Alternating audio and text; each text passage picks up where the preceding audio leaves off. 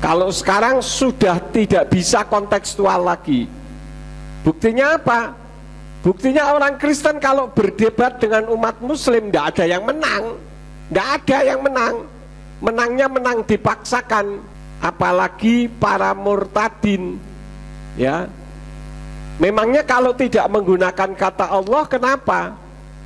Apakah berarti tidak ada Tuhan di dalam kekristenan? Di dalam kitab berbahasa Ibrani tidak ada nama Allah di sana, ya. Jadi kontekstual saya setuju, tapi 20 tahun ke belakang sono.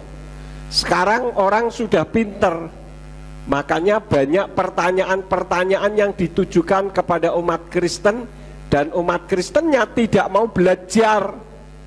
Pendeta itu dari bahasa Sanskerta, yang artinya orang yang pandai, tetapi realitasnya menjadi orang yang paling bodoh, diajari tidak mau. Kenapa? Karena merasa pinter.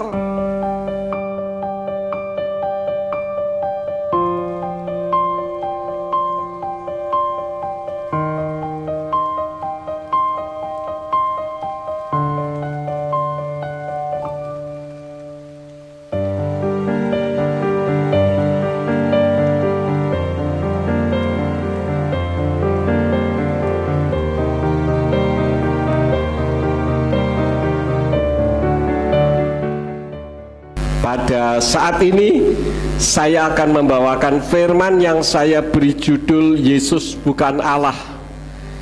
Ketika saya pertama kali membuat buku yang berjudul Yesus bukan Allah, banyak pendeta-pendeta yang ngamuk, ngawur saja katanya. Tentu saja saya tidak ngawur, saya menyampaikan berdasarkan data. Dan pada saat ini ketika saya menyampaikan firman, saya bertumpu kepada satu video. Kita akan dengar ada seorang ustadz, namanya Ustadz Zuma dari Makassar kalau saya tidak salah. Beliau menyampaikan video, silahkan saudara nanti dengar videonya dan dengarkan juga suara background di belakangnya ya. Silakan. Layaknya orang Islam tidak pernah berdebat dengan Hindu Buddha. Tidak pernah. Kenapa? Karena mereka tidak menyentuh apa yang menjadi esensi di dalam Al-Quranul Karim. Berbeda dengan Kristen. Prinsip-prinsip akidah, tauhid yang menjadi landasan Islam, itu semuanya diambil dan didudukkan pada perkara yang tidak seharusnya. Nah, inilah yang menyebabkan dialog itu terjadi. Andai saja lembaga lain Indonesia percaya diri kemudian mendudukkan apa yang ada di dalam kitabnya berdasarkan asal usulnya, maka tidak ada debat. Tidak ada debat. Kenapa ada debat? Yesus dikatakan anak Allah. Pada mulanya adalah firman. Firman itu bersama-sama dengan Allah. Firman itu adalah Allah. Firman itu adalah Allah. Allah itu telah menjadi manusia. Itu bajingan, bang. Bajingan. Tetapi saudara Kristen tidak pernah sadar itu, betapa mereka menghinakan saudaranya sendiri. Apa susahnya menggunakan kata Theos? Apa susahnya menggunakan kata Tuhan? Apa susahnya menggunakan kata Yahweh? Kenapa harus Allah? Ngomong apa? Nah, coba Anda lihat bagaimana kitab saudara. Kesana kemari tanpa arah, kelimpungan mencari jati diri yang sebenarnya. Ini wujud tidak ada kecintaan terhadap kitab itu. Al-Quran mau dibawa kemanapun, mau sampai ke negara yang paling benci terhadap Islam sekalipun, Al-Quran tetap menggunakan bahasa aslinya. Kenapa? Karena inilah yang dikatakan oleh Allah, kami yang mewahyukan, kami juga yang akan menjaganya. Poin ini saja, tidak ada kekuatan di atas muka bumi yang bisa membantah, Bung. Itu esensi loh. Itu esensi. Ketika dikatakan di dalam kitab saudara, segala yang diilhamkan oleh roh itu adalah firman, itu adalah pengajaran dan seterusnya. Tapi pembuktiannya mana? Apa iya yang dituliskan oleh lembaga lain Indonesia itu dituliskan berdasarkan roh Tuhan? Tidak. itu dituliskan atas pengetahuan terhadap terjemahan yang lebih tua, bukan karena ilham. Lalu mana kitab sucinya yang diterima langsung dari Tuhan? Bagaimana saudara-saudara? Saudara dengar suara yang ada di belakangnya? Itu kira-kira suaranya siapa, saudara-saudara? Halo?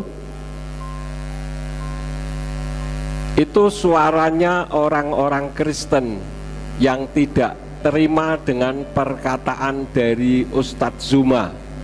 Ya. Ada orang mengatakan begini, Pak Yakub menyalahkan kontekstual, tidak? Saya katakan tidak. Tetapi itu 20 tahun ke belakang sono. Kalau sekarang sudah tidak bisa kontekstual lagi. Buktinya apa? Buktinya orang Kristen kalau berdebat dengan umat Muslim tidak ada yang menang. Tidak ada yang menang. Menangnya menang dipaksakan. Apalagi para murtadin. Ya. Memangnya kalau tidak menggunakan kata Allah, kenapa?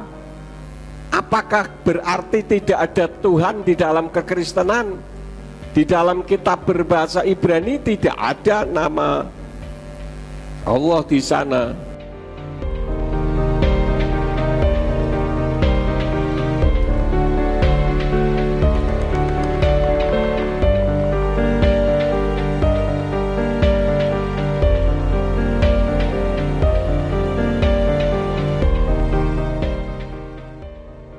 Ya, jadi kontekstual saya setuju, tapi 20 tahun ke belakang sono. Sekarang orang sudah pinter, makanya banyak pertanyaan-pertanyaan yang ditujukan kepada umat Kristen, dan umat Kristennya tidak mau belajar. Pendeta itu dari bahasa Sanskerta, yang artinya orang yang pandai, tetapi realitasnya menjadi orang yang paling bodoh. Diajari tidak mau. Kenapa?